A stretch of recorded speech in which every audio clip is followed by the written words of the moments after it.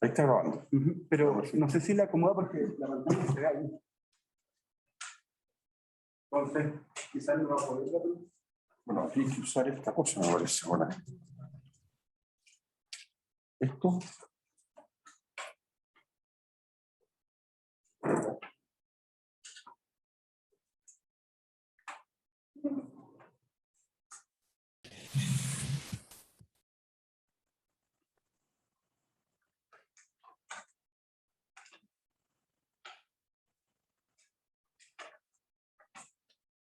Esa es la cámara. Ahí sí.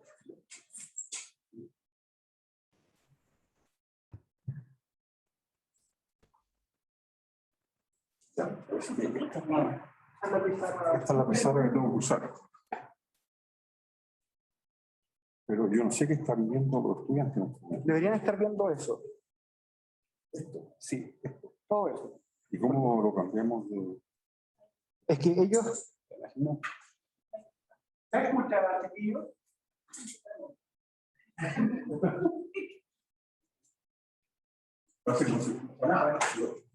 El micrófono está allá. Acá está el micrófono.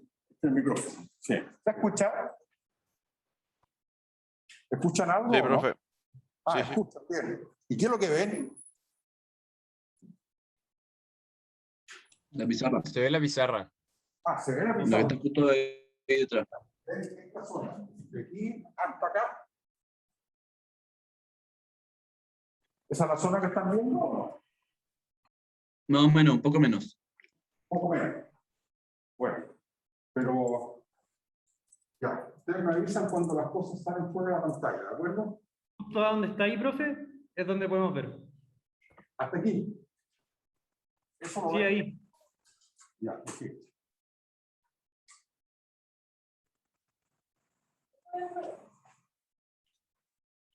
Oh, sí, se ve al revés. ¿Ah? Se ve al revés. Al revés. Déjeme esto.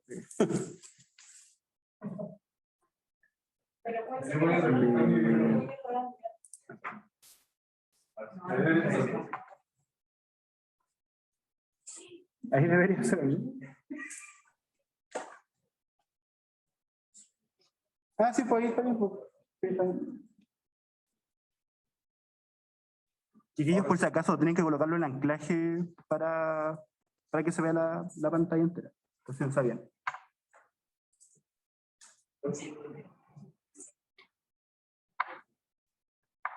¿Ahora se ve bien? Sí. Ya, perfecto.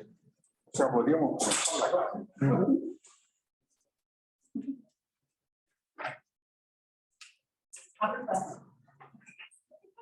Bueno, Que hay que anclar la pantalla del profe, porque si no, si ahora otra persona se va a salir.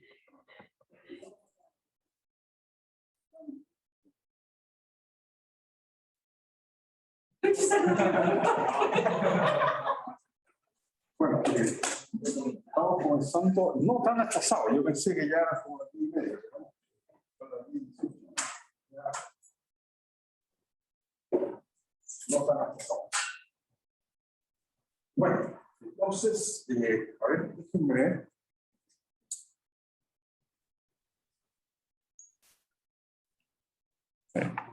No, estamos bien, ¿eh? O sea, no está tan mal.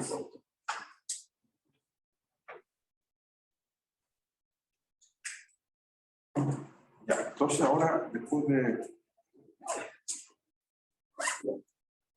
haber superado los problemas técnicos gracias a la presencia de Luis, aquí ustedes conocen bien, me imagino, ¿no? Profesor auxiliar, mañana tiene que hacer clase, ¿no? Y la clase va a versar un poco sobre las cosas que vamos hoy, ¿de acuerdo? Ya, entonces, déjenme recordar bien dónde estamos. Lo último que vimos entonces fue coordenadas subdivididas generales. Y de esas coordenadas subdivididas generales nos vamos a quedar muy exclusivamente con lo que estamos llamando ortogonales. ¿De acuerdo? Estas coordenadas subdivididas generales no son otra cosa que un cambio variable. uno pasa de coordenadas cartesianas, empieza a mirar R3, los puntos de R3, descritos no por las coordenadas cartesianas, sino que por otras coordenadas que van tomando generalizadas. Y en general las podemos llamar UVW. ¿De acuerdo? Entonces, lo que es importante es conocer bien cómo, si uno conoce V y W, pasa a las coordenadas cartesianas X, Y, Z. ¿De acuerdo? Y eso se hace a través de ¿qué cosa? Un cambio variable. Lo estamos denotando R vector.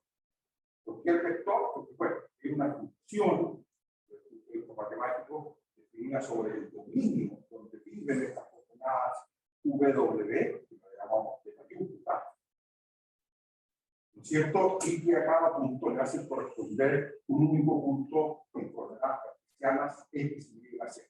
¿De acuerdo? Entonces, cada una de sus componentes X, Y y Z dependen, por supuesto, de los valores de las coordenadas V, W. ¿De acuerdo? Dice en el chat que no se escuchaba muy bien. Quizás habría que subir el volumen, ¿o qué? O voy a hablar acá mejor. ¿Ahí se escucha mejor o no? Sí, profe, ahí se escucha mejor. Ya, voy a hablar aquí cerca del micrófono. ¿Ya? Entonces, esta función R, que es una función del dominio D en R3, para que sea un cambio de variable legítimo y razonable, ¿no es cierto? ¿Qué condiciones se le pide? Primero, tiene que ser una biyección, ¿no es cierto? Es decir, a todo punto del dominio D le corresponde un único punto en coordenadas cartesianas en R3 e inversamente. A todo punto de R3 le corresponde un único punto expresado en coordenadas generales, UW. O sea, algebraicamente R es una biyección. ¿Está claro? Pero necesitamos un poco más, ¿no es cierto?, para que sea razonable. Y lo más es que esta función R sea diferenciable y en todo punto el jacobiano o el gradiente de esta función R, que es una matriz, sea una matriz invertible. ¿De acuerdo? Eso significa que sus tres columnas, claro, por supuesto, adelante. Sus tres columnas son linealmente independientes, o sus filas son linealmente independientes, o si ustedes quieren, el determinante de esta matriz es distinto de 0. ¿Está claro? Bueno, ahora, a este nuevo sistema de coordenadas, UW, se asocia en cada punto del dominio D mayúscula lo que llamamos el triedro, ¿no es cierto?, asociado. U gorro, B gorro, W gorro. Ese triedro, ¿no es cierto?, depende del punto U0, B0, WC, que es algo nuevo. ¿Por qué es nuevo? Porque si uno mira las coordenadas cartesianas, ese triedro en todo punto que pasa por él es siempre el mismo, ¿se acuerdan? Ahora, ¿cómo se obtiene ese triedro? Bueno, matemáticamente es fácil describirlo, pero hay una interpretación geométrica muy interesante, ¿no es cierto? Y que es una interpretación que vimos, que consiste en decir, mire, estamos parados en el punto U0, B0, WC. Y ahora fijemos B0 y fijemos WC. Y hagamos variar la primera componente en torno del valor UC. Se genera una pequeña curva, ¿se acuerdan? Y esa curva, en el punto U0, tiene una tangente. Y esa tangente es simplemente la derivada del cambio variable con respecto de U. Y esa tangente se puede normalizar. O sea, eso lo podemos dividir por la norma de eso y obtenemos justamente este vector U gorro. ¿Está claro? Lo mismo podemos repetir para la segunda componente del cambio variable y para la tercera. ¿De acuerdo? Entonces, se obtiene este triedro, ¿no es cierto? U gorro, B gorro, W gorro, que depende del punto U0, B0, W0, en que estemos, y que si uno cambia de punto, cambia. ¿De acuerdo? Ahora, nos vamos a interesar única y exclusivamente en qué cambios de variables o en qué coordenadas curvilíneas. Aquellas para las cuales este triedro U0, B0, W0 siempre, o sea, perdón, U gorro, B gorro, W gorro, siempre resulta ser ortonormal o ortogonal. Dos vectores de estos son siempre ortogonales entre ellos. ¿De acuerdo? Es un tipo de cambio variable o de coordenadas curvilíneas bien particular, pero que generalizan de manera bien interesante el caso de las coordenadas cartesianas usuales, en donde ese triedro, que es independiente del punto, y que es el triedro I gorro, J gorro, K gorro, siempre es ortogonal. ¿Está claro? Bueno, quizá más que seguir conversando un poco en el aire, cosas que escribimos, por supuesto, en la clase pasada y bien, las dejamos bien escritas, lo que tendríamos que hacer es quizá un primer ejemplo, ¿les parece?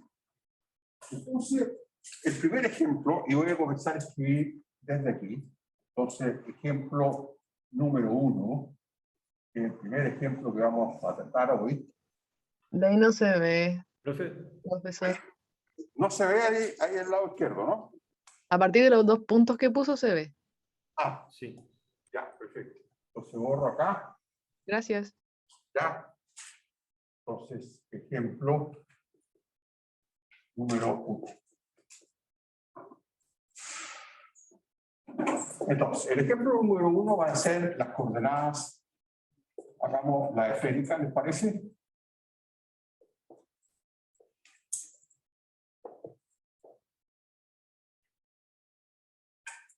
Entonces, lo primero que hay que recordar es quiénes son las coordenadas esféricas. O sea, quién es U, quién es B y quién es W. Entonces, en esféricas, la primera componente es R minúscula, la variable R minúscula, que es la distancia del punto P al origen. ¿Cuál es la segunda componente? El ángulo usual de las coordenadas polares. ¿De acuerdo? ¿Y cuál es el tercero? La tercera variable de las coordenadas esféricas es W, que es ¿quién? El ángulo, no me voy a alejar de acá, es el ángulo medido desde el eje Z hasta el vector P, hasta el punto P material de R3 que estamos describiendo en coordenadas esféricas y en distintas coordenadas. ¿Está claro? Punto P es algo independiente del sistema de coordenadas. ¿De acuerdo? Es una partícula que está en una cierta posición de R3 y que su posición la podemos describir por distintos sistemas de coordenadas. ¿De acuerdo? Ya sea cartesiana, ya sea esférica, ya sea cilíndrica o ya sea curvilínea generales cualquiera. ¿De acuerdo? Bueno, entonces lo interesante es que estas variables varían en qué dominio D. En el caso de la esférica. Bueno, R es bien sabido que es la distancia del origen y por lo tanto entre 0 y más infinito. El ángulo θ, bueno, es el ángulo de las coordenadas polares, o sea, entre 0 y 2π. Y este ángulo último, todos sabemos que va de 0 a π. Bueno, porque es el ángulo desde el eje Z hasta, ¿cómo se llama? El vector. ¿De acuerdo? 0. Bueno, lo que es más importante de todo es cómo pasamos quién es el cambio de variable. ¿De acuerdo? Bueno, el cambio de variable en estas coordenadas es, esto lo calculamos en clase, entonces, primero es R seno phi coseno teta, R seno phi seno teta, R coseno phi. ¿De acuerdo? Gráficamente eso era muy fácil de hacer, porque uno primero toma el punto P, lo proyecta sobre el plano XY. ¿De acuerdo? Al proyectar sobre el plano XY, obtiene un vector en el plano XY de largo ¿cuánto? R seno phi. R seno phi. Y después, ese vector que obtuvo en el plano XY lo proyecta sobre el eje X multiplicando por coseno teta, que es el ángulo de las coordenadas polares usuales. ¿Está claro? Y después lo proyecta sobre el eje Y, multiplicando por seno teta, con teta el ángulo de las coordenadas polares. Bueno, y para obtener la variable z, que es cosa de proyectar según el ángulo phi, algo bien una hipotenusa que tiene el largo R. ¿De acuerdo? Bueno, entonces, ¿cómo calculamos los vectores U gorro?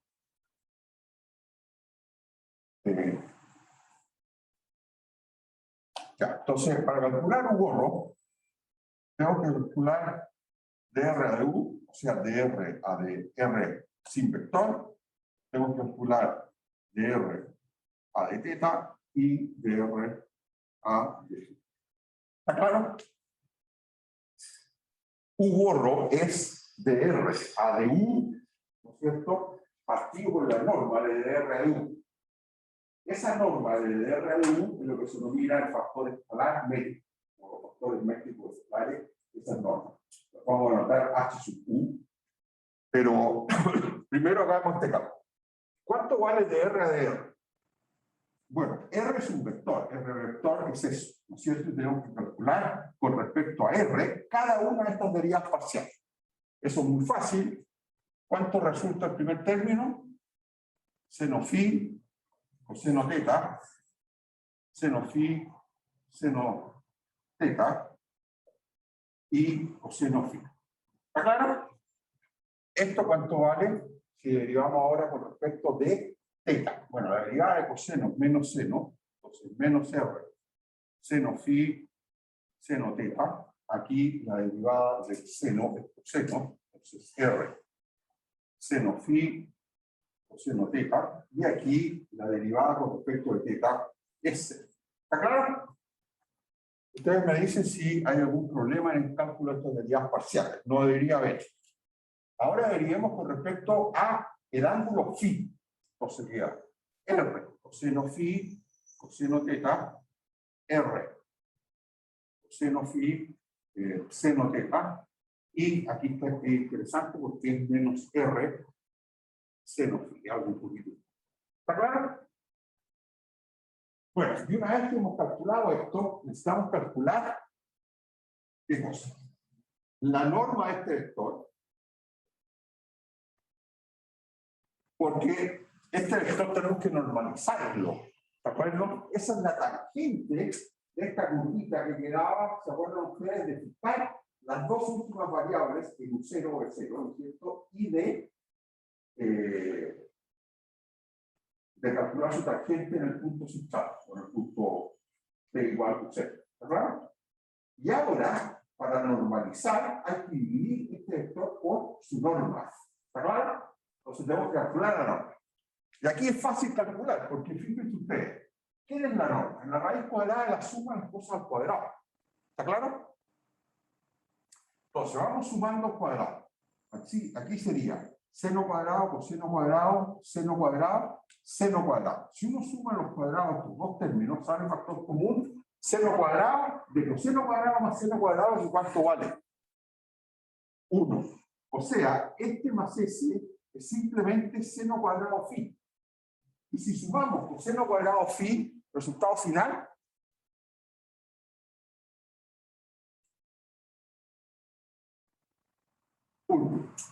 ¿está claro? Segundo término. Sumemos esto más eso, al cuadrado. Sería r cuadrado seno cuadrado, que saldría factor común de qué cosa. De seno cuadrado más coseno cuadrado, que ¿cuánto vale? 1. Resultado, la suma de estos dos cuadrados es simplemente r cuadrado seno cuadrado phi. Por lo tanto, la norma de este segundo vector de r a de phi, de r a de teta, perdón, vale al cuadrado era r cuadrado seno cuadrado. Y sin cuadrado es r seno. ¿Está claro? ¿Ya? ¿Y cuánto vale el último? O sea, ¿cuánto vale la norma de R a d phi? De R a d phi, ¿no es cierto? Es la suma de los cuadrados raíz cuadrada. Entonces, sumemos los dos primeros. De nuevo, tenemos la suerte de que coseno cuadrado más seno cuadrado, ¿qué pasa con él? Vale 1 y queda todo el factor r cuadrado coseno cuadrado. ¿Está claro? Entonces, r cuadrado coseno cuadrado, le tenemos que sumar el cuadrado de esto, que es r cuadrado seno cuadrado. Entonces, coseno cuadrado phi más seno cuadrado phi, que de nuevo vale 1, esto al cuadrado valdría r cuadrado y sin el cuadrado es r. ¿Claro? Bueno. Entonces, a este lo vamos a denotar h sub u o h sub... sí, es de r a de r. Esto lo vamos a anotar h sub r, esto lo vamos a anotar h sub θ, y este lo vamos a anotar h sub phi, y a esto lo vamos a llamar factores métricos de las coordenadas esféricas. ¿De acuerdo? ¿Ya? Bueno, y ahora estamos en la mejor de las posiciones para calcular los tres vectores del triángulo, que sería figura. Entonces, fíjense ustedes, lo que hay que hacer es, este vector de R a de R, hay que dividirlo por 1, o sea, queda el mismo, sería seno phi, seno θ, seno phi, seno θ, y R, perdón, y coseno phi. ¿De acuerdo? Bueno, el segundo va a ser este mismo, pero dividido por R. ¿Están de acuerdo? Por R seno phi. R seno phi.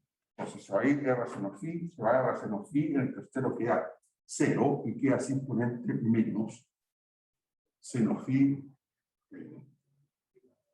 coseno phi y 0. Y en el último, hay que dividir por R. O sea, queda coseno phi, coseno θ, coseno phi, seno θ, y el tercero es menos seno θ. ¿Ya? Sí, ¿tú me dices? Ah, tiene toda la razón. No sé, aquí es seno θ y esto es seno θ. ¿Ya? Seno θ, coseno. Perfecto. Muchas gracias. ¿Ya? ¿Estamos de acuerdo? Bueno, ahora lo que tenemos que hacer es la visión, visualizar esto gráficamente. ¿Están de acuerdo? Y tratar de ver cuáles son estas curvas que justifican el término curvilíneo. Lo primero que uno puede notar, y esto es un ejercicio muy simple de hacer, lo hagan ustedes mismos, es que este triángulo, que depende efectivamente del punto en el cual uno está parado, porque este triángulo, si ustedes lo miran, depende de cuál sea el valor de θ, cuál sea el valor de phi. A lo mejor es independiente de usted, yo estoy de acuerdo con ustedes, de R. ¿Eso qué significa? Que este triángulo en R, ¿no es cierto?, sobre cada esfera de radio R, los vectores en R tienen el mismo valor. ¿Están de acuerdo? O sea, eso es independiente de R. O sea, cada esfera, los triángulos son los mismos. ¿De acuerdo? Si uno deja fijo θ y phi. Pero si uno va cambiando θ y phi a un R fijo, cambia este triángulo. ¿Está claro? Entonces, la pregunta es, ¿qué pinta tienen estos vectores en torno en un punto R, θ, phi fijo? ¿De acuerdo? Entonces, son las famosas tangentes unitarias a estas curvas que se generan cuando uno deja fijo todas las variables de las componentes y hace variar la tercera. ¿Está claro? Entonces, ese es el dibujo que quiero que hagamos. Y que para ello vamos a borrar un poquito. Entonces, borremos acá.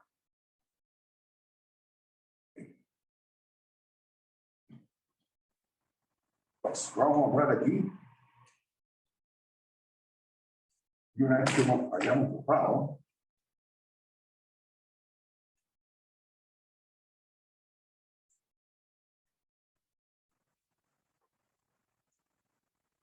vamos a hacer.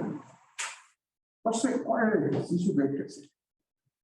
Bueno, el ejercicio que hay que hacer, ya lo hemos hecho por lo menos 2 o 3 veces, pero nunca está de más hacerlo una vez más. Y entonces, comenzamos dibujando aquí los ejes normales, o sea, X y Z.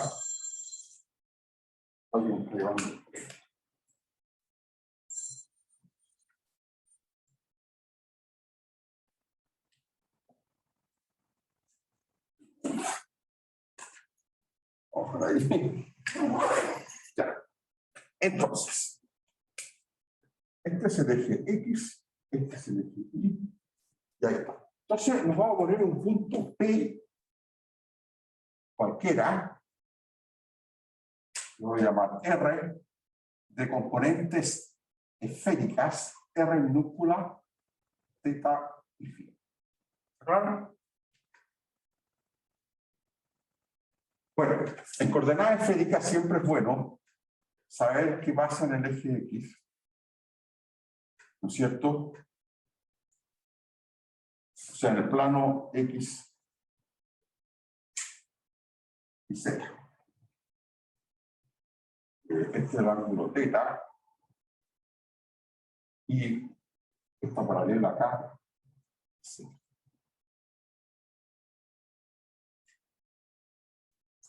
Bueno, entonces, ¿cuál es el ejercicio que vamos a hacer ahora? Un ejercicio que ya hemos hecho varias veces y que consiste en decir, mire, en este punto dejamos fijo qué cosa. Ustedes me dicen. Por ejemplo, ya, empecemos dejando teta y phi fijos. ¿Y qué vamos a hacer variar? El primer parámetro, R. ¿Está claro? ¿Está bien claro o no? Pregunta, ¿qué curva se describe? Bueno, en este caso no es una curva propiamente tal, es una recta. ¿Y qué recta es? Si este es el origen, es esta recta, fíjense ustedes.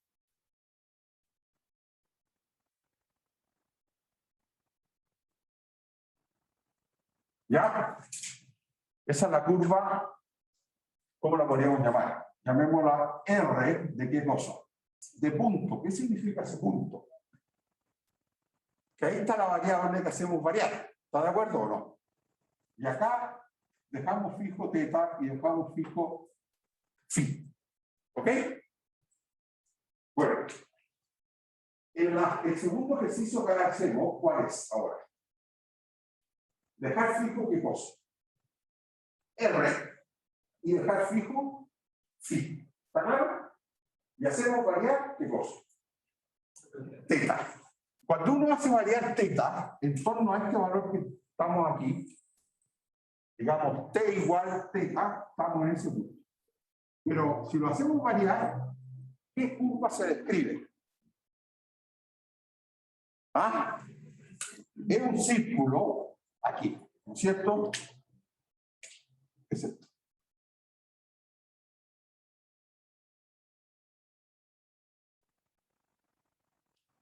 ¿Están de acuerdo? Está contenido en un plano paralelo al eje XY. ¿De acuerdo? Bueno, esta curva entonces la vamos a llamar R de R minúscula fijo, punto aquí, variable, fijo. ¿Ya? Bueno, y por último, ¿qué vamos a hacer? Vamos a dejar fijo R y teta y vamos a hacer variar qué cosa. El ángulo phi un poquito en torno a ese valor que, ¿de acuerdo? Pregunta, ¿qué curva se obtiene? Se obtiene de nuevo un semicírculo que viene de acá. ¿Está claro? Este es R. ¿De qué cosa? Bueno, R y teta fijo y el tercero subpunto. Bueno, y ahora es fácil calcular qué cosa, o dibujar, mejor dicho, más que calcular, porque el cálculo ya lo tenemos hecho. ¿Claro? ¿Qué cosa es fácil de calcular? O de ver geométricamente, de visualizar geométricamente los vectores tangentes unitarios en torno a este punto. Bueno, es fácil convencerse de que necesariamente el punto, este es R unitario, ¿no es cierto? Es un vector que va para allá. Θ unitario viene aquí, ¿no es cierto? Y phi unitario viene aquí.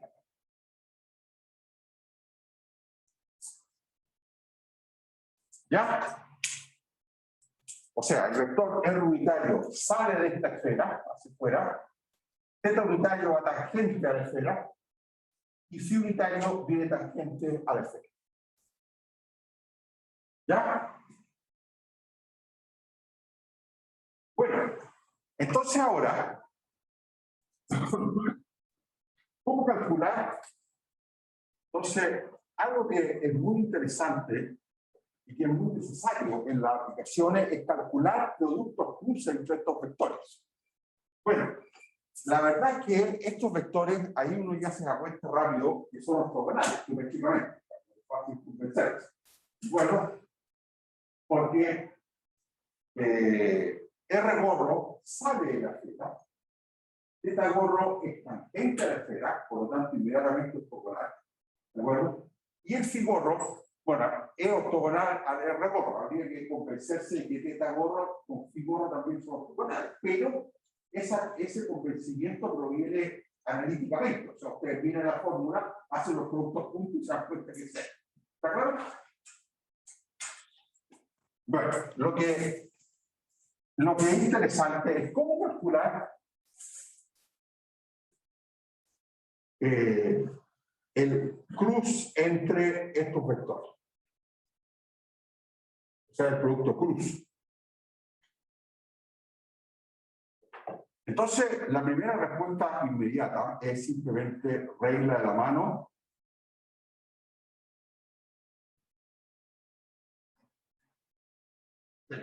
¿Se acuerdan de esta regla vista en los cursos de física, me imagino, o el curso de matemática común? ¿Se acuerdan? Por ejemplo, si uno quiere hacer el producto cruz entre θ y R, pues uno toma R, θ gorro con la mano derecha y lo lleva hasta R unitario. ¿Está claro? Y ve hacia dónde le queda apuntando la mano derecha. O sea, el dedo de la mano derecha. ¿Ah? Entonces queda apuntando hacia acá, o sea, hacia phi gorro. O sea, que coincide con phi gorro. ¿De acuerdo? Bueno, esa es la regla de la mano derecha. Y lo segundo es una regla más simpática, que es una regla mnemotécnica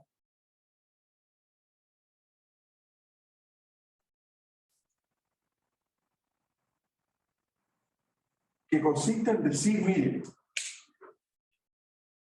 llevemos este triedro hasta el origen para identificar cada uno de estos tres vectores, U gorro, B gorro, W gorro, con IJK, porque para IJK hay una regla bien simple, ¿no es cierto?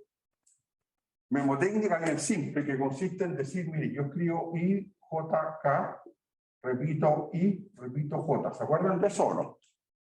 ¿Ah? Entonces, cuando voy hacia la derecha, I cruz J es K, J cruz K es I, K cruz I es J, ¿no es cierto? Entonces, hacia la derecha va todo con signo más. Pero hacia la izquierda, J cruz I, ¿cuánto es? Menos K. I cruz K, menos J, etc. Entonces, si yo supiera ¿Quién es el que juega en este triedro el rol de I? ¿Quién es el que juega el rol de J? ¿Y quién es el que juega el rol de K? Podría repetir lo mismo colocando esta secuencia. ¿Está claro? Cuando voy hacia la derecha con más y cuando voy hacia la izquierda con menos. ¿Está claro? ¿Está claro o no? Bien, entonces lo que hay que hacer es, ¿qué pasa si uno trae este triedro aquí abajo? Entonces, una forma de verlo es que si uno lo trae aquí abajo y pone R en el eje Z, o sea, traigámoslo aquí. ¿Me siguen ustedes? Lo traemos acá y ponemos el R en el eje Z. ¿Está claro? Entonces, ¿qué nos queda? Nos queda que el phi queda en el eje Y. ¿Se dan cuenta? Teta queda en el eje, perdón, en el eje X. Phi queda en el eje Y. Y teta gorro queda en el eje J. ¿No es cierto? Y por lo tanto, la secuencia, ¿cuál sería? Sería phi gorro, teta gorro, phi gorro. ¿Y ahora qué hacemos? Repetimos los dos primeros. No, perdón, esto es R gorro. Que la bajamos en el eje Z, ¿se acuerdan? Entonces, este sería, repetimos ese, repetimos ese. Bueno, y ahí está la regla de la mano derecha sintetizada con todos los productos cruces posibles. ¿Está claro? Porque ahí phi gorro, cruz, teta gorro es zeta gorro, o K gorro, digamos. ¿No? Esto es R gorro, estoy diciendo. R gorro, cruz, phi gorro, teta gorro, cruz, phi gorro es menos R gorro, etc. ¿Ya? Bueno, consultas, dudas, porque aquí tenemos prácticamente toda la información concentrada respecto a las efectos. Entonces, yo creo que en el caso auxiliar no conviene hacer el caso de las significas porque puede ser ejercicio más bonito, ¿cierto, Luis? Sino que el caso de las significas que hacemos primero. ¿Lo vamos? Para que ustedes practiquen. ¿De acuerdo? Quizás les puedo dar el resultado, ¿no? ¿De acuerdo? O sea, ejemplo 2.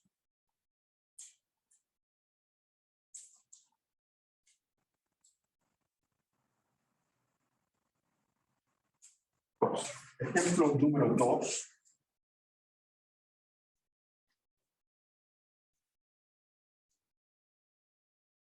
Coordenadas cilíndricas. Bueno, aquí todos sabemos que W es ¿qué cosa? Rho de las coordenadas polares, teta de las coordenadas polares y z el de siempre, que pertenecen a qué dominio en este caso. Bueno, 0 más infinito, cruz 0, 2pi, cruz R. O sea, la variable z es un número real. ¿De acuerdo? Ahora, ¿quién es el cambio de variable? R de rho, teta y z. Bueno, las primeras dos componentes son, ¿quién es X? Es rho, coseno teta, ¿quién es Y? Coseno teta, y ¿quién es Z? Z vale Z. ¿De acuerdo? Entonces, ejercicio, lo dejo probar que los factores escalares, entonces, probar que... Profe, Sí, dígame. solo se ve hasta rho seno teta. Ah, Solo se ve hasta rho seno teta. ¿el Z no lo ve? No. Ah, bien. Tenemos una pantalla bien reducida. A lo mejor podríamos ver un poquito la pantalla porque le suena espacio en la pantalla. Moverla. ¿Y eso cómo se hace? Eso parece que apretar el zoom. Tengo que apretar el zoom, parece, ¿no? O...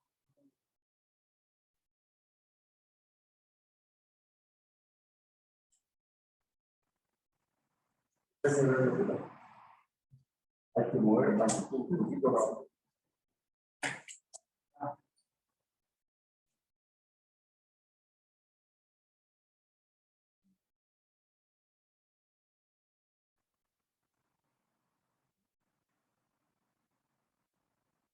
Ahí, profe. Ahí tiene que dejarlo apretado. Un poco más abajo. Un poco más abajo. Ahí está bien. Ahí está bien. Ahí. Ahora, si tú lo dejas un poco, se achicaría la letra, pero podríamos usar más espacio. O sea, hay compromiso ahí entre Ahí me queda tamaño de la letra, cantidad de espacio que podemos usar. Ahí tiene toda la pizarra. Ahí estamos bien. Sí, profe. Sí, Ya. profe, ahí se ve bien. Perfecto. Ya, entonces, rho coseno de teta, rho, seno de teta y seno. ¿Ahora se ve? Sí, parece que sí. Ya. Entonces, probar que el factor escalar h sub rho vale 1. H sub teta vale rho y h sub z vale 1. ¿De acuerdo? Ahora, aquí rho es, me parece, debe ser coseno teta.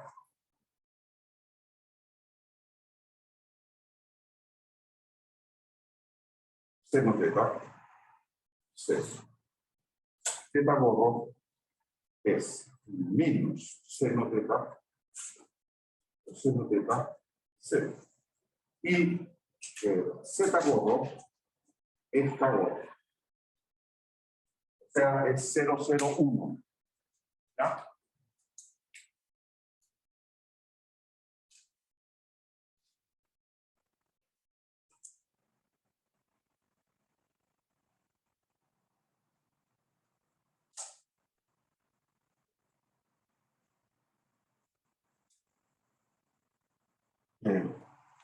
¿Quieres que hagamos este dibujito ahora? Ustedes se atreverían a hacerlo por su cuenta.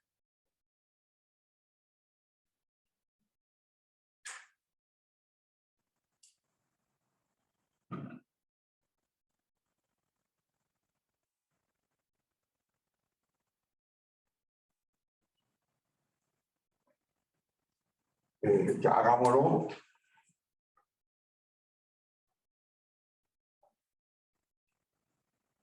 X, Y, Z. Y tomamos un punto entonces R de coordenadas cilíndricas rho, teta y Z. ¿De acuerdo?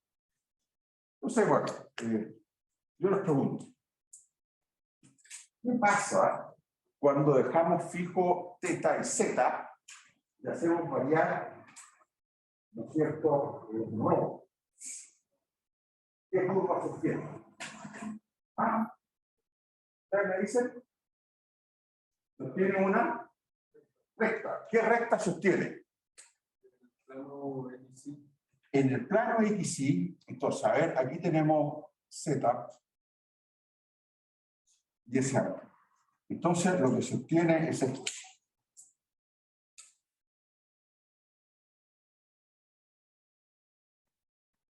¿Ya?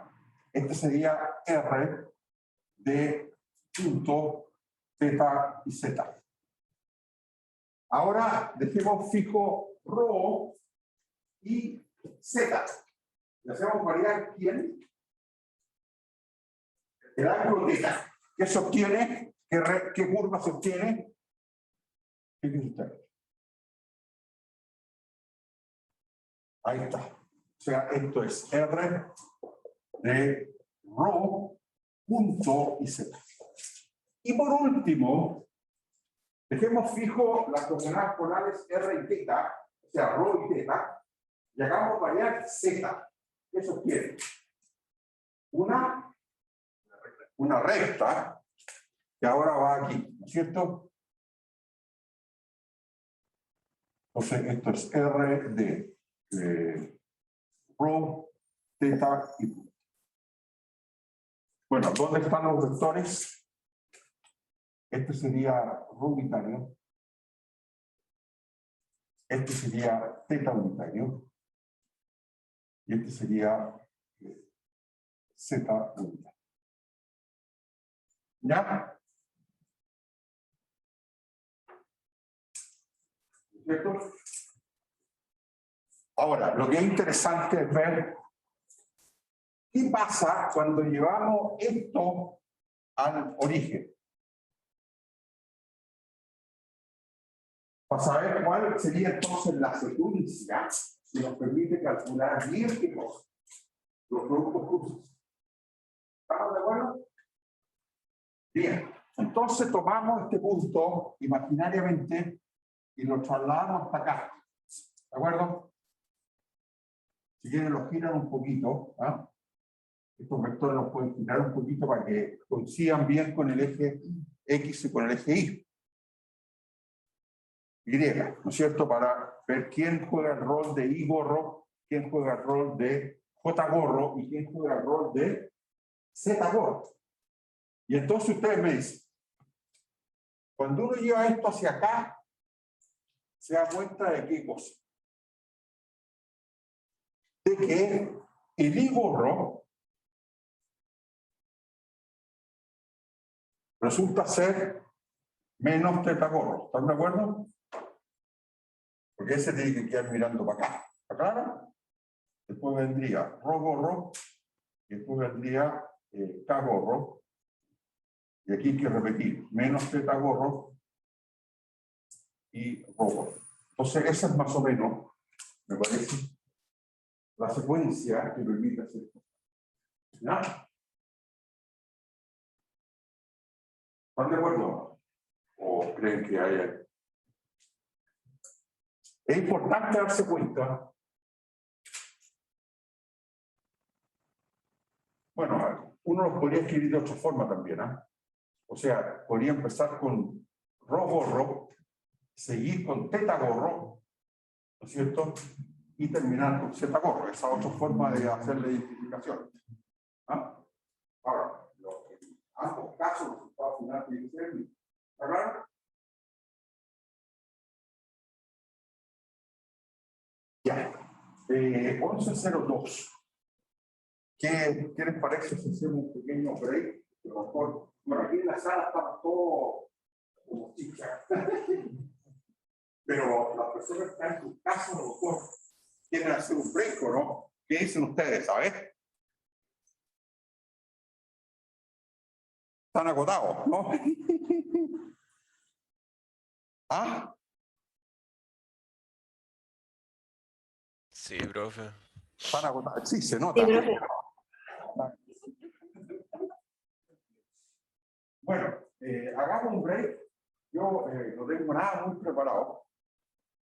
Ni siquiera me traje los breaks de C e I.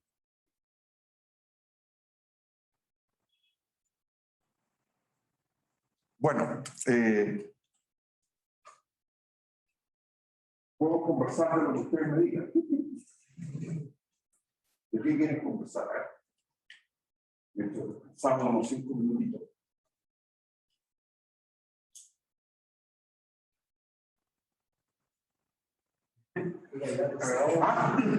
Hagamos un break, se va a la sesión. Ya, eso, por eso yo pregunto qué tema de interés.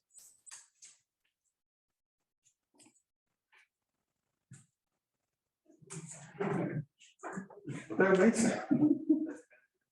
¿Ah?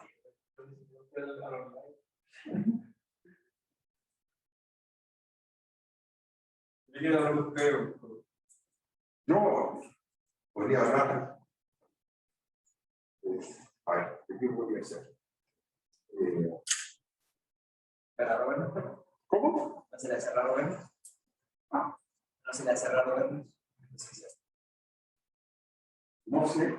¿No se le ha cerrado Venus? Ah, no, al contrario. Más que raro es como volver a la normalidad. Yo muchos años haciendo clases especiales. Y la verdad es que si hay algo un poco raro es hacer clases en la casa y a online. Ah, Profe, sí. No me escuchan, ¿no? profe, Sí. déjeme ir esta semana a sus clases, por favor. ¿Que las deje ver? Que nos deje ir. Ah, pero por supuesto, usted, aquí hay muchos espacios vacíos atrás. Ya, súper. Se puede, ¿cómo se llama? ¿Sí? ¿Me puede mandar un saludo a La Paz? De parte de Seba Jara.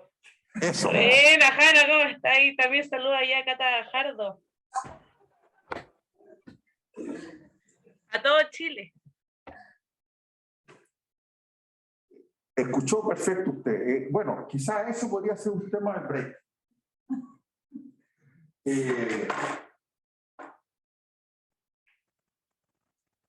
Sabemos entender en este break, pero no sé si tenemos mucho tiempo para hacerlo. No sé si lo sí. Sabemos entender quizás cómo funcionan los estímulos. Hablo de un estímulo, ¿no? Un estímulo es algo que recibe el cuerpo de los seres vivos. Esto es desde cosas muy primitivas, o sea, pueden pensar ustedes bacterias, ¿de acuerdo? Que también reciben estímulos, ¿de acuerdo? O sea, interactúan con el entorno. Y esa interacción, ¿no es cierto?, es mutua. El ser vivo lleva información al entorno y el entorno le entrega información al ser vivo. Ahora, en el caso de los seres humanos, que es lo que quizás nos puede interesar, nosotros recibimos estímulos de 5 maneras distintas, ¿no es cierto? Uno de ellos es el olfato, ¿de acuerdo? El otro es el oído. El otro es el tacto, ¿de acuerdo? ¿Ya? El otro es el gusto, ¿no es cierto? Y por último está la vista, que quizás es el más complicado de todos. ¿De acuerdo?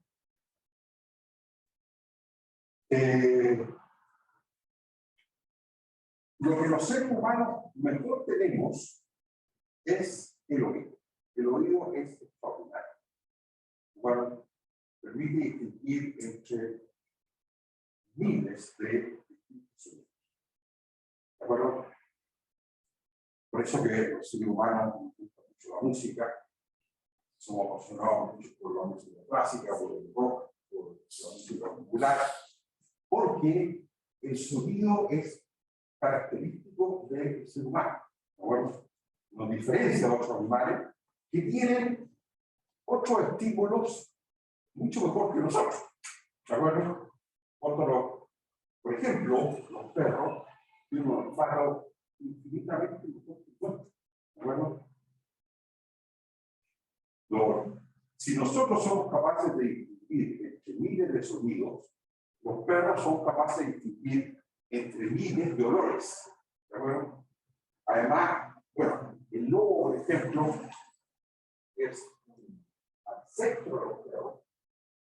No solo tiene una capacidad olfativa infinitamente mejor que los seres humanos, sino que además lo hace a mucha distancia.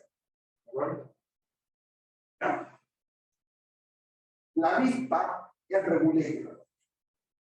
La mejor vista nosotros que tenemos es la que se instaló en la época que éramos cazadores de recolectores, ¿de acuerdo? Y que veíamos muy bien a 14 metros de distancia aproximadamente, ¿de acuerdo? Para cazar liebre, conejo y cosas de esa naturaleza, no nos aventurábamos en cosas más grandes a primera vista, digamos, ¿ya? O sea, tenemos una buena vista a 14 metros. Sin embargo, por ejemplo, todos los felinos tienen una vista que alcanza muchísimo más que 14 metros y bien precisa. ¿Y para qué decir las águilas? Las águilas pueden ver a 8.000 metros de distancia, o sea, 10 kilómetros, casi como estuviéramos viendo con un telescopio. ¿De acuerdo? Son capaces de ver un ratón 10 kilómetros más. ¿De acuerdo? Ahora, la gran pregunta que uno se puede hacer, y un tema para quizás todos los breaks que tienen ahora en adelante, es cómo diablos el cuerpo del ser vivo traduce o transduce, la palabra, o convierte, o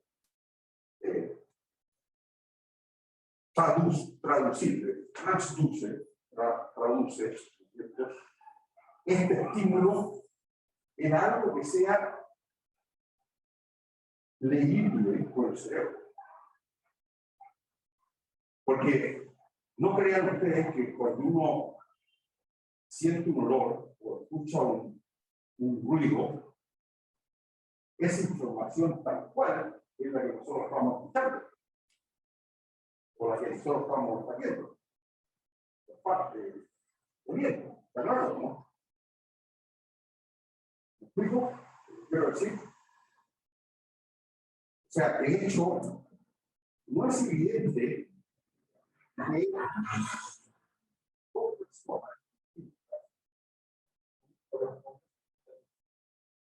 Paco y yo estamos viendo sillas rojas. ¿Están de acuerdo? ¿Ya? Bueno, el rojo que veo usted, Paco, es muy probable que no sea el mismo que yo. Pero este rojo, objetivamente, o un gatito que entregamos acá, un perro que entregamos acá, también está bien con colores, ¿verdad? Pero el rojo del perro, el rojo del gato, el rojo del gato, el rojo mío, ¿qué pasa con él? Mire, ¿cuál es qué pasa con ese rojo? Estamos viendo cada uno de nosotros. Porque procesamos cada uno de nosotros. Exactamente. Dicen que se escuchó mal. Entonces, ¿qué pasa con el rojo que vemos cada uno de nosotros? Seguramente distinto. Igual, cuando uno escucha algo, uno escucha una melodía, escucha una ópera, o escucha un ruido, o escucha hablar a gente, cada uno de nosotros integra en su cerebro algo distinto. ¿Están de acuerdo o no? Bueno, ese es un tema que me gustaría que siguiéramos conversando en un par de breaks más todavía. ¿Les parece? Cómo el cuerpo es capaz de procesar esa información, transformarla en qué cosa. Ondas electromagnéticas, ¿no es cierto?, que viajan al cerebro en forma de corriente eléctrica. Porque esa es la única cosa que el cerebro sabe hacer o sabe leer, sabe interpretar. Lo que interpreta es ondas electromagnéticas que viajan al cerebro. ¿De acuerdo? Llega, o sea, el estímulo llega al cuerpo y es procesado por el cuerpo. Ese procesamiento es lo que se denomina una conversión de señales o transducción de señales. Y esa transducción es lo que quiero que vayamos aprendiendo. ¿Les parece? Y por supuesto, muy distinta en el caso del olfato, en el caso del oído, en el caso del tacto, ¿cierto? En el caso del gusto, etc. ¿De acuerdo? Por lo pronto, piensen que el tacto es una presión, o sea, es una fuerza, ¿cierto? Ortogonal, perpendicular a la superficie en la cual se está aplicando. Y esa fuerza se transforma en una corriente eléctrica. ¿Explicado? O las ondas sonoras que llegan al oído, o las feromonas que llegan a la parte superior de nuestra nariz, ¿cierto? Se transforman en corrientes eléctricas. ¿Ok? Bueno, ¿están con ganas entonces que sigamos con esto el próximo break o cambiamos de tema? Un tema que creo que los puede apasionar. Ya, vamos a borrar. Y que también tiene un poco que ver, bueno, este no tiene mucho que ver todavía con neurociencia.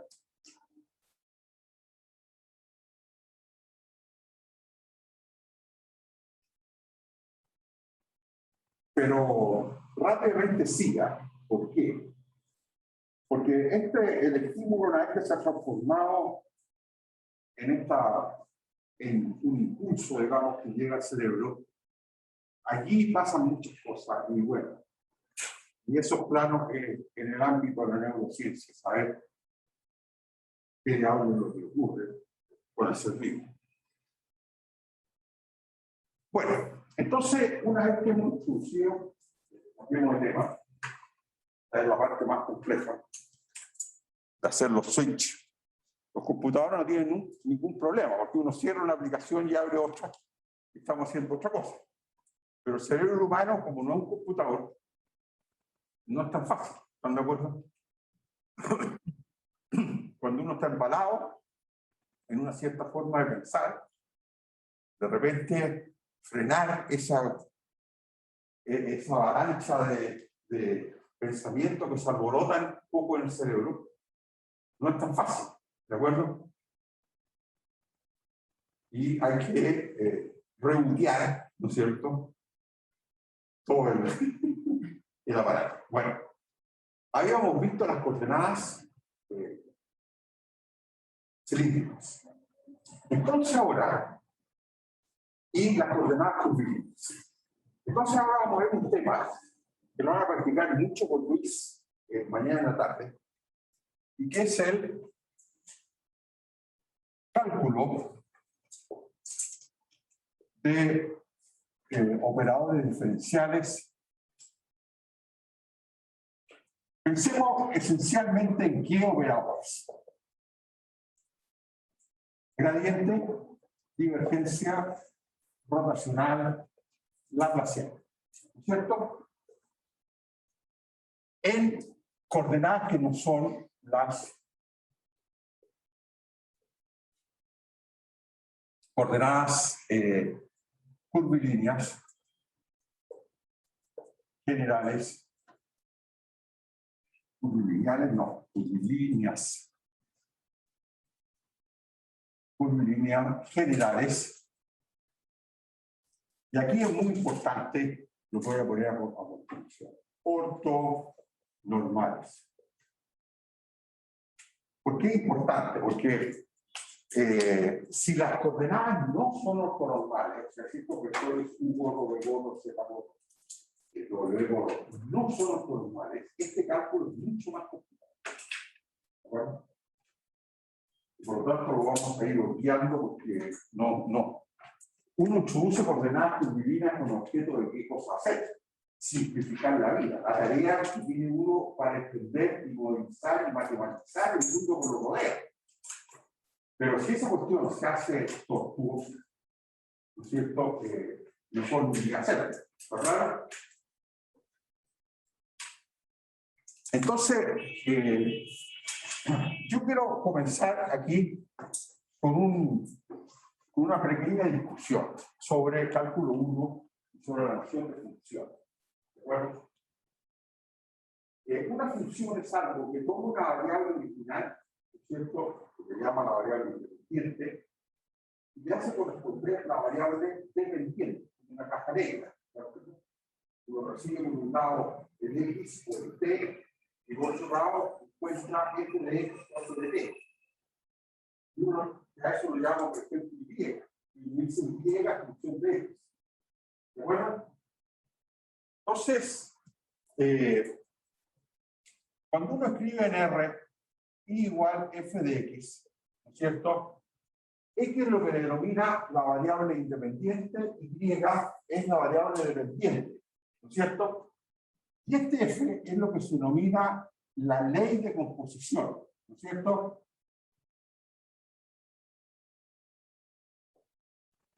¿Ya?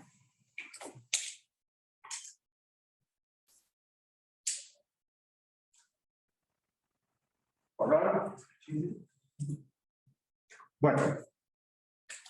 Ahora, este Y normalmente, y el X también, por supuesto, tienen interpretaciones físicas. Bueno, el Y es el resultado, ¿no es cierto?, de la operación F sobre la variable X. ¿Ya? Pero Y, cuando uno lo interpreta físicamente, es algo que tiene un valor en sí mismo también, ¿de acuerdo? Y que no existe en función del X, que son, entre comillas, las coordenadas, ¿de acuerdo? Si Y, por ejemplo, fuera una concentración de sal dentro de una salmuera, ¿no es cierto? Sería completamente dentro de un cubo, por ejemplo, ¿cierto? Esa concentración no tiene nada que ver con el tipo de coordenada que estemos usando ¿dónde? En el espacio. ¿Está claro? Esa concentración es algo independiente del sistema de coordenadas. Y uno podría llegar, por modelos matemáticos, a esa concentración partiendo de un punto expresado en coordenadas cartesianas o en coordenadas cilíndricas o esféricas, y el resultado final debe ser el mismo. Pero la forma de pasar de las coordenadas del punto al resultado final es a través de leyes de construcción distintas. ¿Verdad? Entonces, esto podría ser igual a componer otra variable g, otra variable t, pero con una ley de composición completamente distinta. ¿De acuerdo? Y si uno cambiara t por decir algo, una variable u, ¿no es cierto? La ley de composición cambia. ¿Está claro o no? Entonces, pero el resultado final siempre es el mismo. O sea, se comilla, la función y no ha cambiado. Lo que cambia es qué cosa. Dependiendo si uno cambia las coordenadas o uno cambia la variable independiente, cambia qué cosa. La ley de composición, pero no el resultado final. ¿Está claro, no? Entonces, la pregunta que vamos a tratar de responder ahora es la siguiente. Si uno quiere calcular, si esto fuese, por ejemplo, una posición, ¿de acuerdo? Entonces, queremos calcular los operadores diferenciales asociados, ¿no es cierto?, a un cierto campo. O sea, el gradiente o la divergencia o el rotacional de determinado campo, ese valor final es independiente del sistema de coordenadas en el cual nosotros estamos. ¿De acuerdo? Ahora, si lo conocemos por coordenadas cartesianas, es fácil calcular los operadores diferenciales. Es una expresión muy clara. Pero si están coordenadas extensas, si están coordenadas cilíndricas, la pregunta es cómo calculamos estos mismos operadores. ¿Está claro? Entonces, lo que vamos a decir es lo siguiente. Suponga que ρ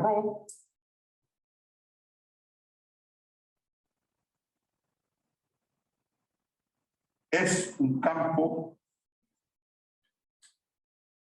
escalar que conocemos en coordenadas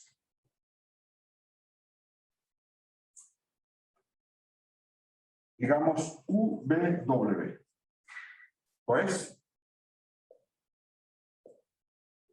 ρ se obtiene o se conoce por una ley de composición que normalmente, y esto es una cosa que hay que tener cuidado, porque los matemáticos tienden a toda la ley de composición colocar el mismo nombre o la misma notación que la función final.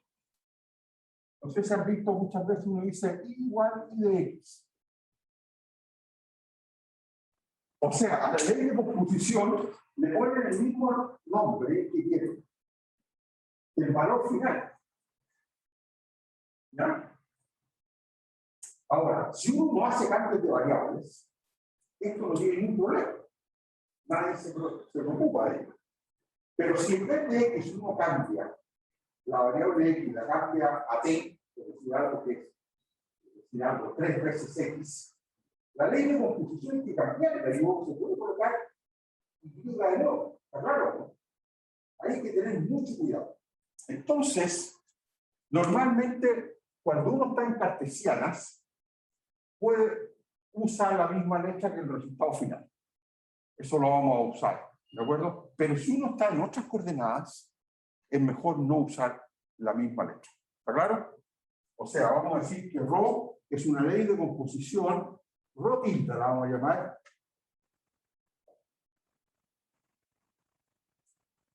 conocida. Entonces, esto es ρ igual con la ley ρ tilde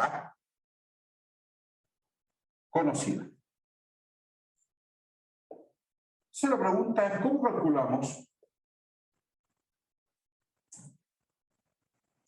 por ejemplo, gradiente de ρ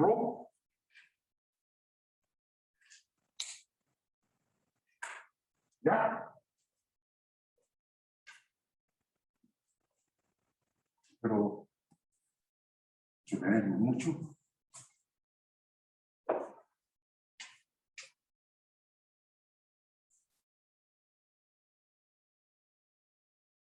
Entonces, la pregunta es, ¿cómo calculamos gradiente ρ? ¿Ya? Entonces, ¿cuál es la tentación? La tentación es decir, mire, gradiente ρ es la derivada de rotita con respecto de U, derivada de rotita con respecto de B y derivada de rotita con respecto de W. ¿Están de acuerdo o no? Entonces, vamos a empezar diciendo que la respuesta incorrecta, esto no es así,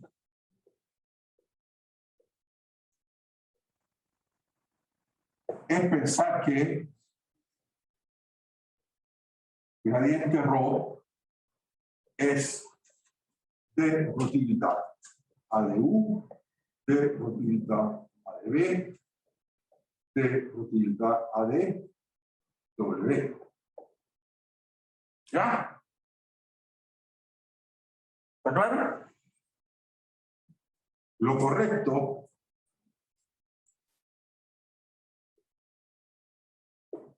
es recordar que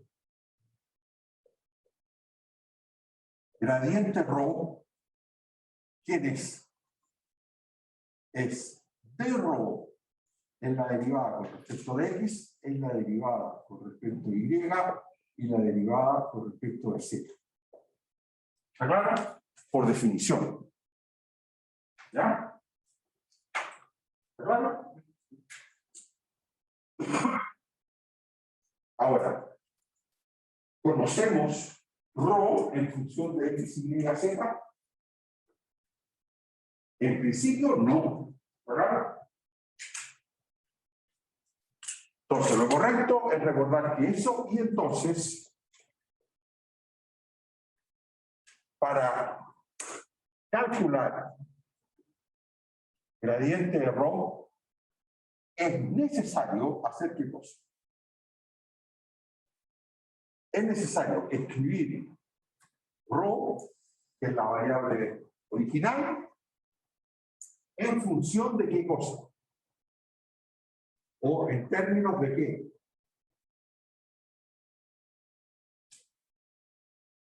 En términos o a través de una ley de composición de X, Y, Z. O sea, nosotros conocemos la ley de composición que entrega ρ a partir de un BW. ¿Están de acuerdo? Pero para poder calcular el gradiente ρ, ¿qué necesitamos hacer? Escribir explícitamente, o lo más explícito posible, ¿qué cosa? Una ley de composición de ρ, o sea, el mismo ρ, pero a partir de quiénes. ¿Ustedes me dicen? ¿Ah? Bueno, eso lo conocemos.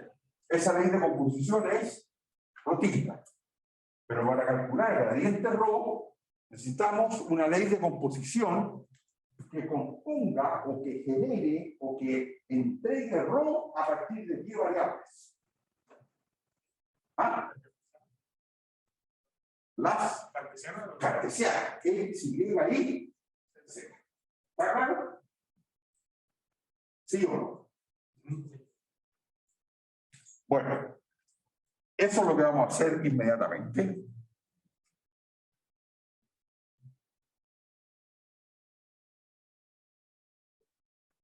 Entonces, es necesario escribir rho en términos de. Entonces, para ello, ¿qué vamos a usar?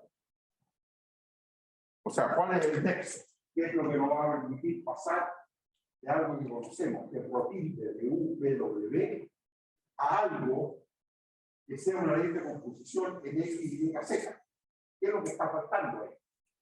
¿Cuál es el enlace que nos falta? ¿Ah? Bueno, sí, o sea, lo que nos falta es el cambio de variable que vaya de UVW en la X, Y. ¿Está claro? Entonces, para ello, usaremos el cambio de variable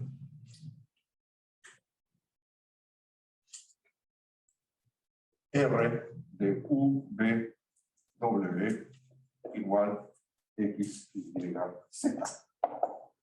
Entonces, esto es lo que nosotros queremos calcular, ¿no es cierto? Y lo queremos calcular a partir de una ley de composición de las variables,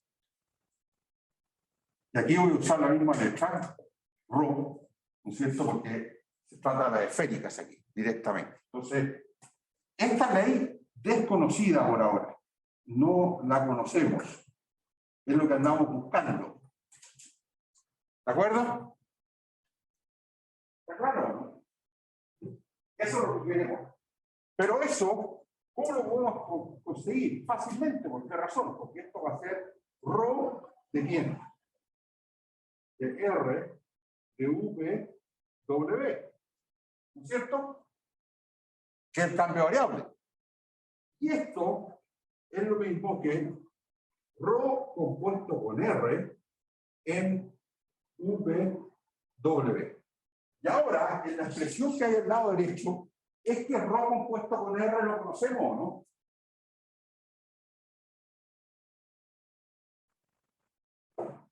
Este de aquí sí es conocido. ¿Por qué razón? ¿Quién es? Es la ley de composición rotita. ¿Está claro?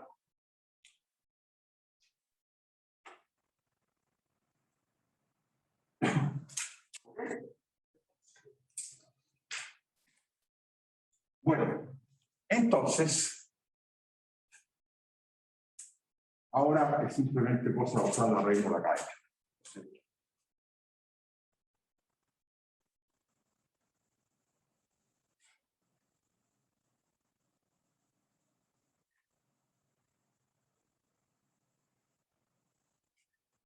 Entonces, con esto, para calcular gradiente de rho, no basta usar la regla de la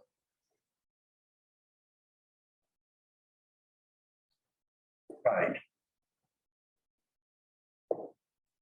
¿Está claro?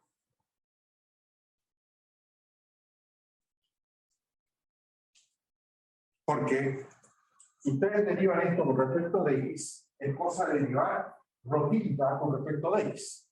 Y para calcular rotita con respecto de X, hay que usar la regla de la cadena. ¿Está claro? ¿Ya? Entonces, en efecto,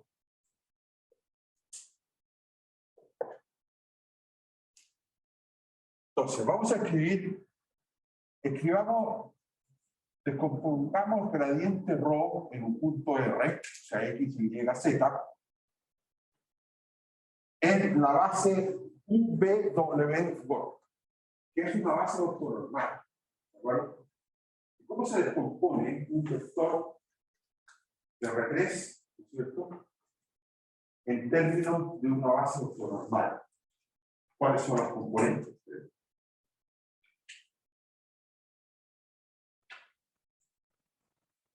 ¿Qué me dice?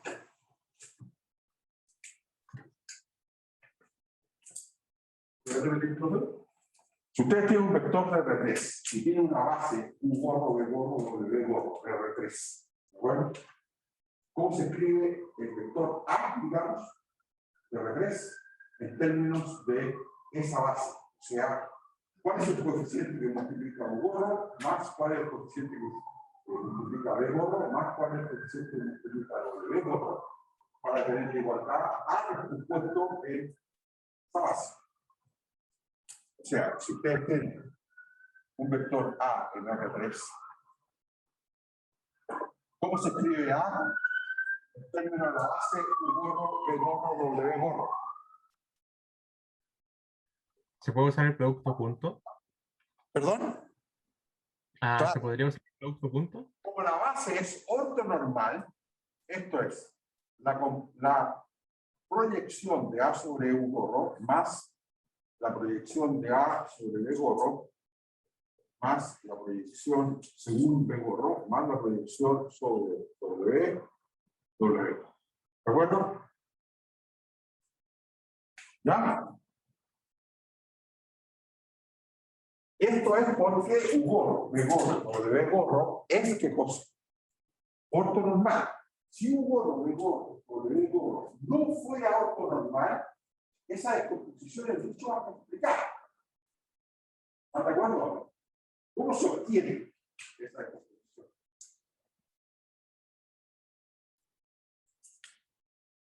Si U gorro, B gorro, W gorro no es ortonormal, este A gorro es una coeficiente, llamémoslo alfa, U gorro más beta, B gorro más gamma, W gorro, donde alfa, beta y gamma, ¿cómo se obtiene? O sea, pero bajo la hipótesis que U gorro, B gorro y W gorro son bases. Si no, bueno, se obtiene, ¿cómo se obtiene alfa, beta y gamma?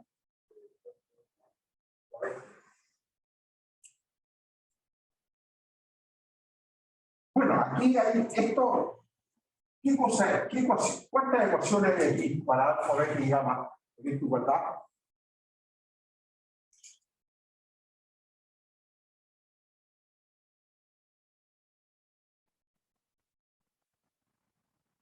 Tres ecuaciones. Componente a componente. ¿Están de acuerdo o no?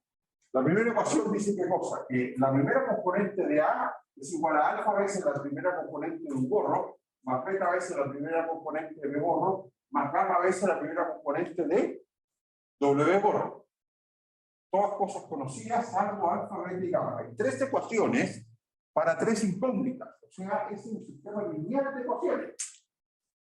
Ahora, si U gorro, B gorro y W gorro es una base, esa matriz está hecha de las componentes de U gorro, B gorro y W gorro, puestos como columnas, ¿verdad? Tiene determinante distinto de cero y por lo tanto tiene una única solución, pero es complicada de calcularla, porque hay que invertir esa matriz. ¿Está claro o no? Ahora, si U gorro, B gorro, W gorro es ortonormal, este sistema se resuelve trivialmente. ¿Cuál es la solución? ¿Qué haríamos para resolverlo? No es necesario escribir, bueno, si quiere escribir el sistema lineal, pero el sistema lineal es un sistema diagonal. ¿Por qué razón? Porque estos son ortonormales. En esta igualdad, si usted hace el punto U, este término se va, aquí queda U punto U, U gorro, ¿cuánto es? 1. O sea, aquí queda alfa igual A gorro punto A vector punto U gorro. Y por lo tanto, el coeficiente alfa, ¿cuánto vale? A punto U gorro. ¿Está claro? Bueno. Entonces.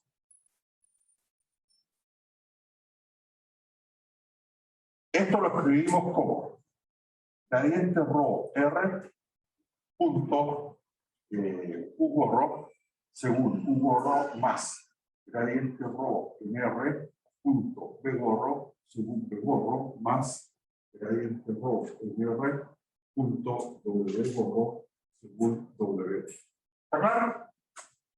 Ahora, esto de aquí se calcula muy fácilmente. ¿Por qué razón? Porque fíjense ustedes, esa es la regla de la cadena. El gradiente punto U borro, ese término, ¿no es cierto? Que sería el alfa, digamos, es igual a, vamos a calcular quién es el factor, bueno, este U borro es de R a de U partido por H sub U, factor escalar norma de R a de U. ¿De acuerdo? Y eso, ¿a qué es igual? Esto es igual a 1 partido por H sub U, gradiente de rho en R, punto de R a de U. Y esto, con la regla de la cadena, ¿a qué es igual?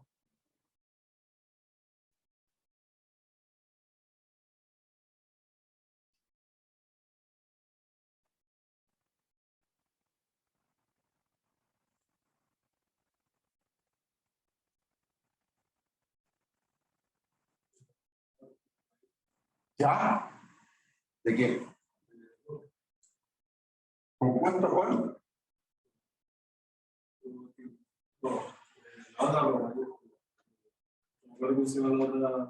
Ya. Exactamente. Eso es.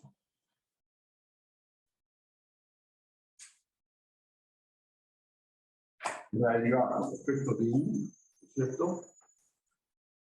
De rho compuesto con R. O sea, proteína.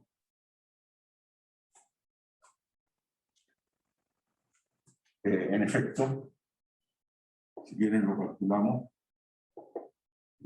la derivada de rho compuesto con R, que es proteína, con respecto de U, ¿no es cierto? ¿A qué es igual con la regla de la cadena? Es de rho a de X en R por dr de U más de rho a de Y en R por dr. O sea, más de rho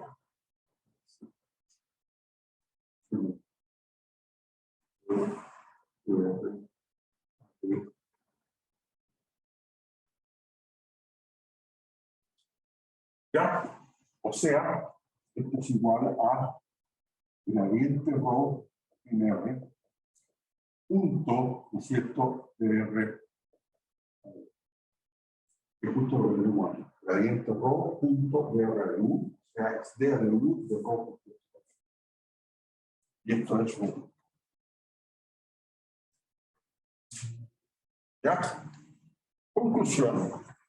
Y aquí voy casi terminando.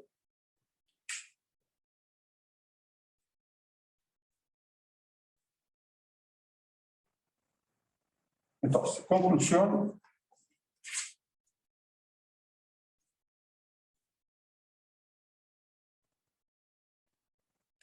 Conclusión. ¿A qué es igual el gradiente de rho en R? Es igual a esto. Pero este término ya vimos que era de rho tilde, entonces quería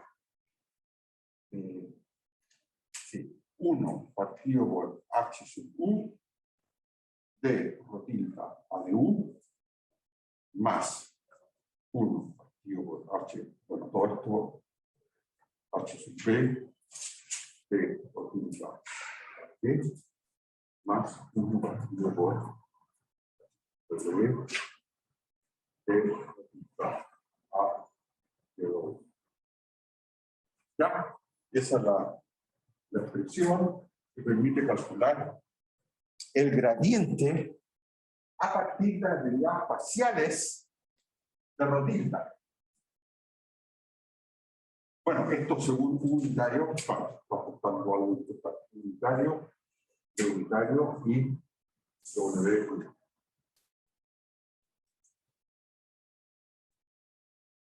¿Ya? A ver, por ejemplo, entonces, ejemplo, ¿qué pasa si a uno le dicen, mire, ρ es 1 partido por R en esféricas? Entonces, ¿quién sería gradiente de ρ?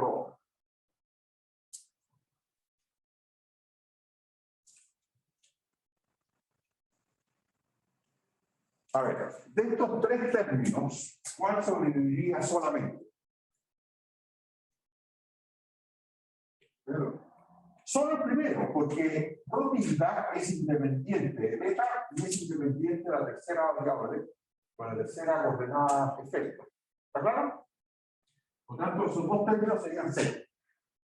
Y este de aquí sería, entonces, 1 partido por h sub r, multiplicando a la derivada de, este es Rotilda de R, ¿están de acuerdo? Es la ley de composición que entrega ρ a partir de R, beta y phi. ¿Está claro? Entonces sería 1 partido por h sub r por la derivada de Rotilda a de R. O sea, sería, ¿cuánto vale h sub r? Coordenada esférica. Lo calculamos comienzo de la clase. ¿Vale? 1. ¿Están de acuerdo? Vale 1. Por lo tanto, esto sería simplemente menos 1 partido por R cuadrado según R.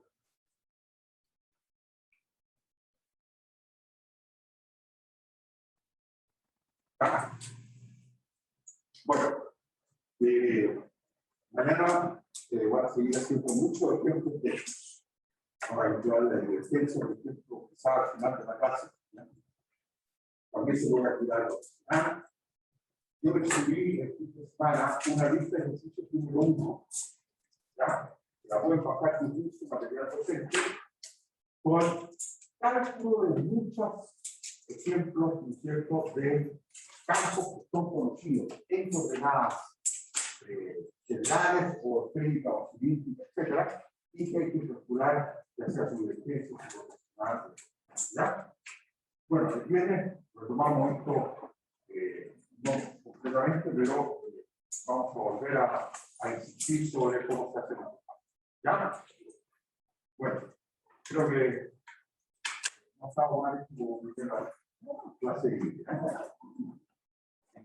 Bueno, para los alumnos que quieran seguir viniendo, como decíamos antes, hay espacio, por si acaso. Bueno, consultas, dudas desde la casa.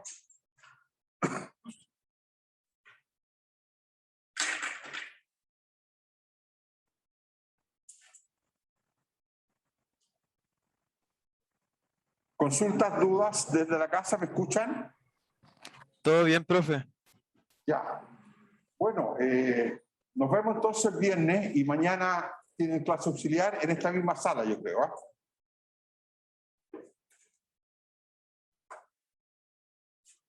Ok. Muchas gracias por la clase, profe. No, gracias a Muchas ustedes. gracias, profe, que esté bien. Igualmente. Profe. Voy a colocar finalizar para que termine de grabar esto.